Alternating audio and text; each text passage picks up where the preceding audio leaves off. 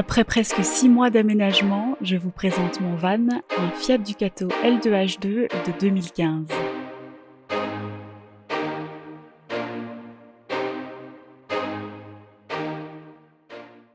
Pour le tour extérieur, ça va être assez rapide puisqu'à part le lanterneau et le panneau solaire qui sont sur le toit, j'ai juste une aération ici. Donc au total, j'ai 2 aérations avec le lanterneau et ici l'évacuation.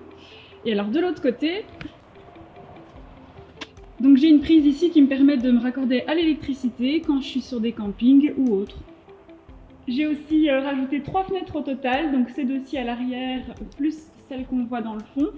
Il n'y en a pas sur la porte latérale et puis c'est un choix pour être la plus discrète possible pour pas avoir l'air trop de faire van aménagé quoi. Et alors pour l'arrière ici, ce que j'ai juste à vous montrer, c'est quand je fais mes courses, j'ai pas besoin de rentrer dans le van. J'ai juste ici ce petit tiroir, cette petite trappe qui me permet de mettre mes courses ici. Et alors de l'autre côté, elle s'ouvre en retirant le coussin. Quand on rentre, j'ai tout d'abord un interrupteur donc, pour mes lumières au plafond. J'ai également 2 barres de lampe LED qui sont au-dessus des rangements.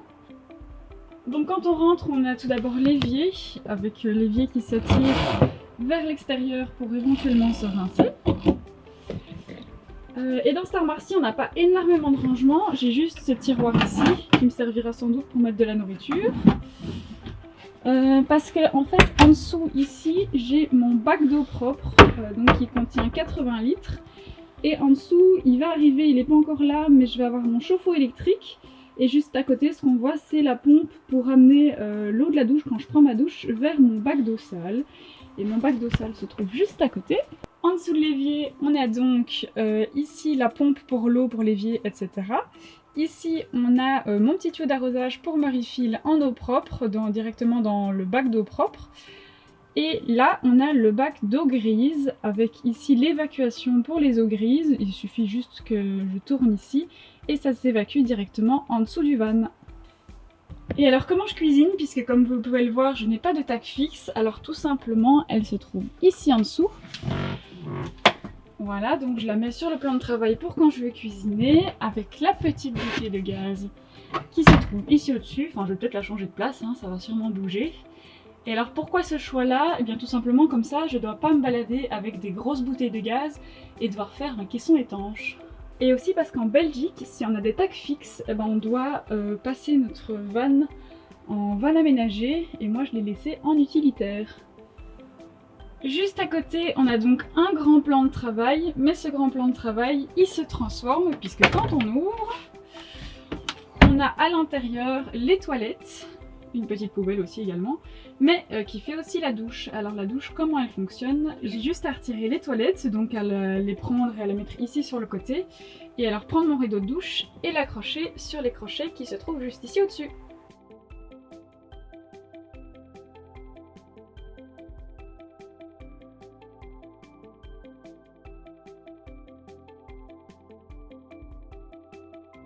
Et donc pour l'enlever, on fait chemin inverse.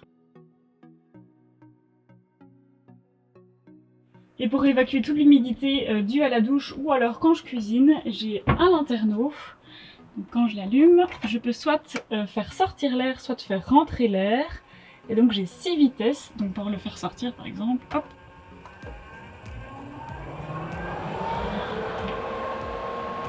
Là donc quand il est au max, il fait un peu de bruit, mais si je le mets sur vitesse 1, franchement, on n'entend presque rien. Donc pour l'ouvrir, c'est par ici, j'ai simplement à tourner, et alors pour la nuit, je peux le fermer. Pour le meuble qui se trouve juste à côté, donc ici en dessous, on va retrouver ma glacière, donc pas un frigo mais bien une glacière. Voilà, donc elle s'allume ici. Une glacière tout à fait normale. Je ne l'ai pas encore allumée ici. Quand j'ouvre le deuxième panneau ici, on a l'accès à mes informations sur l'électricité. Donc tout à gauche ici, c'est pour allumer les accessoires qu'il est mis, donc c'est pour les prises USB ici. Donc j'en ai 2, et alors ici j'ai une prise allume-cigare. À côté, c'est pour ma pompe à eau pour l'évier.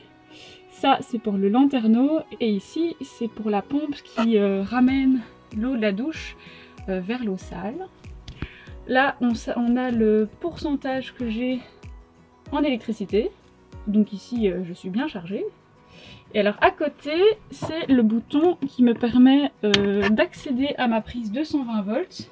Parce que sinon, elle n'est pas branchée à l'électricité. Donc ici, c'est bien allumé. Et c'est ça aussi qui me permet d'allumer pour mon frigo. Juste au-dessus, on a un peu de rangement. Encore au-dessus, c'est une partie de mes affaires de cuisine puisque j'ai pas encore tout amené.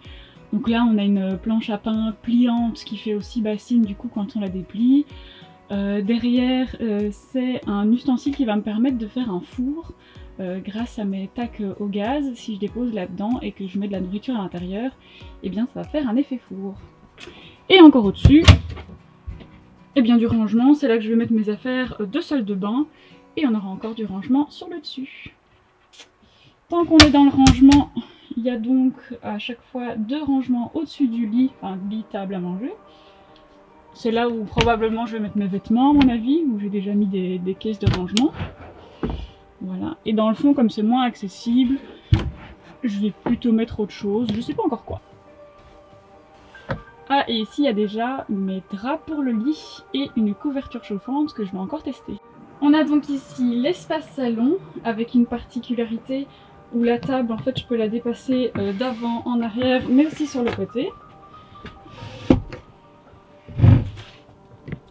Et alors sous les assises, il y a évidemment du rangement. Avec de l'autre côté, je vous ai montré avec la taque de gaz et encore de l'espacement pour le rangement. Alors ici, qu'est-ce que j'ai déjà mis? Eh bien, il y a des cales qui me permettent de me désembourber. Il y a aussi des cales avec 3 niveaux, donc si je suis sur un endroit pas totalement plat, j'ai une caisse à outils, une batterie pour éventuellement recharger la batterie de ma voiture et grâce à des câbles, j'ai un kit de soins, j'ai la petite ramassette pour permettre de balayer dans le van, et c'est à peu près tout ce qu'il y a d'intéressant. Pour faire le lit, ça me prend moins d'1 minute et j'ai juste à abaisser la table, retirer le coussin qui se trouve dans le fond et mettre les 2 qui se trouvent sur le côté au milieu.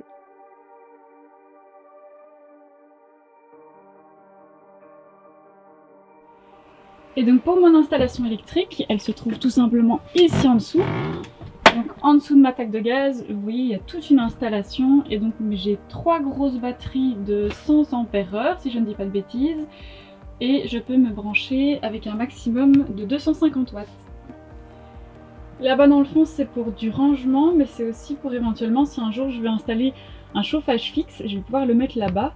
Et en plus, on ne voit pas ici, mais en dessous, il y a également déjà une petite aération qui pour l'instant est faite non seulement pour l'installation électrique et pour l'éventuel futur chauffage. Pour le chauffage, pour le moment, j'utilise celui-ci. Je l'ai testé pour la première fois juste avant. Ça chauffe vraiment bien et vraiment fort. Et alors par contre, comme c'est un chauffage à pétrole, il faut bien faire attention à bien aérer et bien ventiler. On ne peut pas utiliser ça dans une pièce fermée. Donc j'ai vu des tutos, etc. Il faut juste laisser la porte latérale légèrement ouverte. Et après ça, on peut le laisser allumer, il n'y a pas de souci. Mais dans le cas où ça poserait un problème, j'ai un détecteur de CO pour éviter tout danger. Voilà, j'espère que cet aménagement pourra peut-être inspirer le vôtre et n'hésitez pas à me dire ce que vous en pensez.